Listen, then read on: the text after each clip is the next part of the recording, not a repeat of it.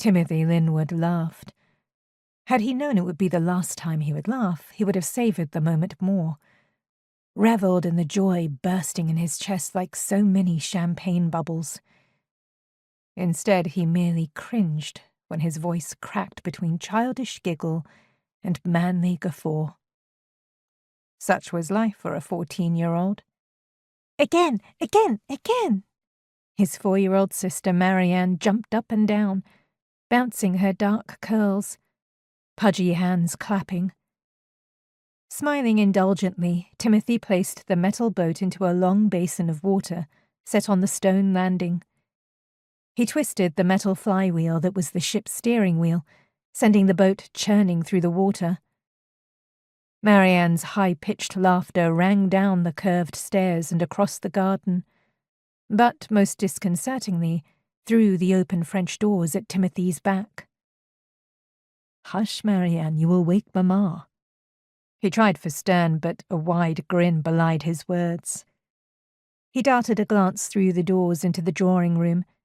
Their mother was still asleep on the long chaise, an empty bottle of laudanum resting sideways on the small table beside her. She had already taken 2 full doses, though it was barely early afternoon. "Again!" Marianne nudged him and then giggled, stifling the sound behind her little hands. It had all been worth it. The hours constructing the ship, secreting away the materials, working by candlelight, breaking at least 21 different rules, all to see Marianne's face wreathed in smiles, banishing that pinched, too-old look a child should never wear. Fortunately, their father wouldn't return from London until next week, and heaven knew Mamma probably wouldn't be conscious before then. A few more days of precious freedom. He wound the boat. Marianne laughed, leaning forward with clasped hands, anticipation palpable.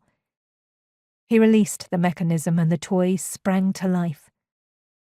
Her excited squeals filled the air before she caught herself, covering her mouth again. Timothy lounged back on his heels, smiling broadly. The merriment felt good, lifting him from the inside out. Hydrogen in his veins, just like those newly invented hot air balloons he had read about. Quicksilver. But it was far too short-lived. "What is this, boy?" A deep voice came from the doorway behind him, the sound skittering down Timothy's spine. The boat gave a final sputter, bobbing to a stop. Timothy staggered to his feet and whirled around, unconsciously placing a protective hand on Marianne's tiny shoulders, and then looked up, into his father's impassive gaze.